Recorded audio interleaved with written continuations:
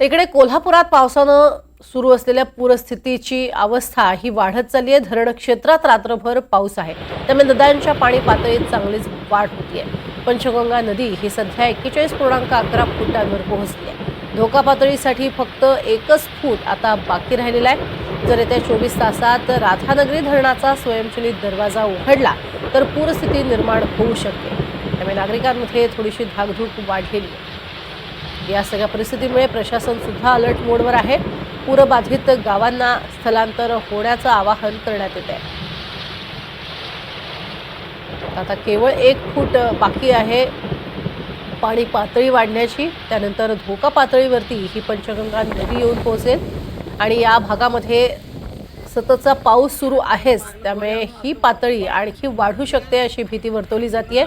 सध्या पंचगंगा नदीची पाणी पातळी जी आहे ती सांगितली जाते 41.11 फुटांवर पोहोचलेली आहे। अधिक माहिती घेऊयात, विशाल पुजारी आमचे प्रतिनिधी आपल्या सोबत आहेत। विशाल, सगळं प्रशासन अलर्ट मोडवरती आलेलं आहे, सध्याची काय स्थिती आहे? प्रज्ञा, कोल्हापुरात सकाळपासून सुद्धा पावसानं जोर धरलाय। काल दिवसभर सुद्धा पावसाची संततधार पाहायला मिळालेली होती। पंचगंगेची जी सध्याची पातळी आहे ती सध्या आज सकाळचं जर अपडेट पाहिजे झालं तर सकाळी 6 वाजताचं अपडेट आहे ते 41.11 फुटांवर सध्या पंचगंगा नदी पोहोचले। त्यामुळे पुढच्या काही तासाभरात ही 42 फूट पातळी ओलांडण्याची शक्यता आहे। त्यानंतर धोका पातळीवर सध्या पंचगंगेची जी वाटचाल आहे ती पाहायला मिळेल।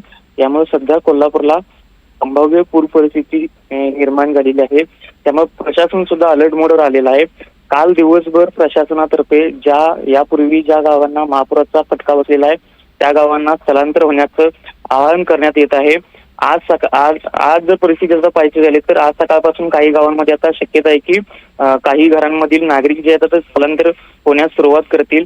महापालिका देखील सध्या सज्ज झालेला आहे, त्यांची जी निवारा केंद्र आहेत त्या ठिकाणी व्यवस्था केलेली आहे।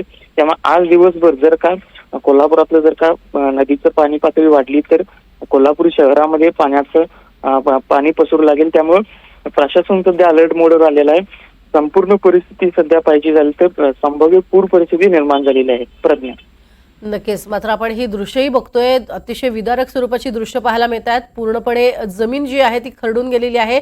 शेती योग्य जो भाग आहे तो सुद्धा खरडला गेलेला पाहायला मिळतोय। ड्रोनच्या माध्यमातून घेतलेली ही दृश्य आहेत आणि सध्या पाणी पातळी जी आहे ती धोक्याच्या दिशेनं आपल्याला पाहायला मिळते। तुमचा धन्यवाद विशाल या संपूर्ण सविस्तर माहितीसाठी।